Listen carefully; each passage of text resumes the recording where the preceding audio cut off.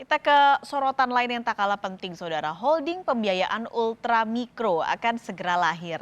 Nah, holding ini diharapkan bisa membantu pembiayaan untuk usaha ultra mikro yang selama ini tidak terlayani secara maksimal oleh lembaga keuangan formal. Pemerintah tengah menggodok pembentukan holding ultramikro. Harapannya holding ini bisa menjangkau 54 juta pelaku usaha ultramikro yang belum terjamah lembaga keuangan.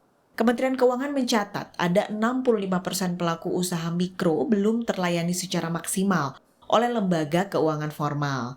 Yang akan menjadi induknya adalah BRI, bergabung bersama-sama Pegadaian dan Permodalan Nasional Madani atau PNM. BRI nantinya akan menerbitkan saham baru atau right issue. Lalu saham seri B milik negara di Pegadaian dan PNM akan dialihkan semuanya ke BRI. Kalau right issue sudah dilakukan, maka BRI akan punya seluruh saham seri B Pegadaian dan PNM. Artinya 99,9% saham dimiliki BRI.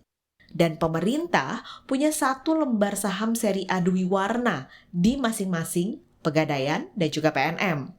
Pemegang saham seri A ini mempunyai hak lebih dibandingkan dengan pemegang saham lainnya, terutama dalam proses penunjukan direksi perusahaan.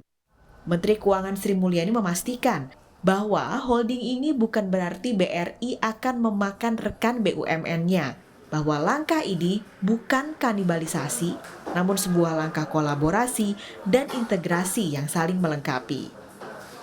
Jadi di dalam keseluruhan holdingisasi itu tidak ada tujuan untuk semuanya kemudian ditelan oleh BRI yang besar.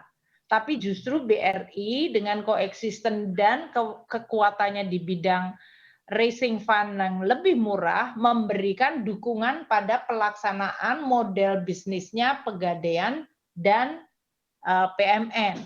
Jadi itu sinergis atau mutualisme, tidak kemudian saling atau mengambil alih. Jika holding ini sah, maka aset BRI diproyeksi akan bertambah 1,5%. Pun untuk nasabah Pegadaian dan PNM, maka holding ini bisa diharapkan menjadi nilai tambah. Kinerja Pegadaian sendiri di tahun 2020 pendapatannya naik 24% secara tahunan, menjadi 21,96 triliun rupiah. Laba bersih turun 12% menjadi 2,02 triliun rupiah. Sementara jumlah nasabah Pegadaian mencapai 16,93 juta, naik 30,2%. Kalau untuk PNM, pendapatan di tahun 2020 mencapai 5,8 triliun rupiah dengan penyaluran 26,9 triliun rupiah. Total nasabah kini mencapai 7,9 juta orang. Holding ini nantinya diharapkan bisa memangkas beberapa biaya. Ujung-ujungnya seharusnya bunga yang akan dibebankan ke pengusaha ultramikro bisa makin ditekan. Direktur Utama Pegadaian menyatakan, holding ini bisa membuat pelayanan pegadaian di area yang selama ini belum terjangkau. Tapi dengan co-location dengan BRI, maka kami bisa menghemat per outlet itu per tahunnya 200 juta.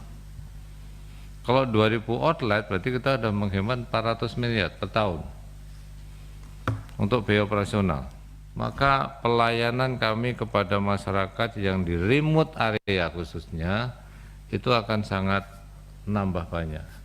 Jadi Pak Menteri saya sampaikan bahwa Pegadaian hari ini outletnya 4087 tapi banyak di kota yang besar.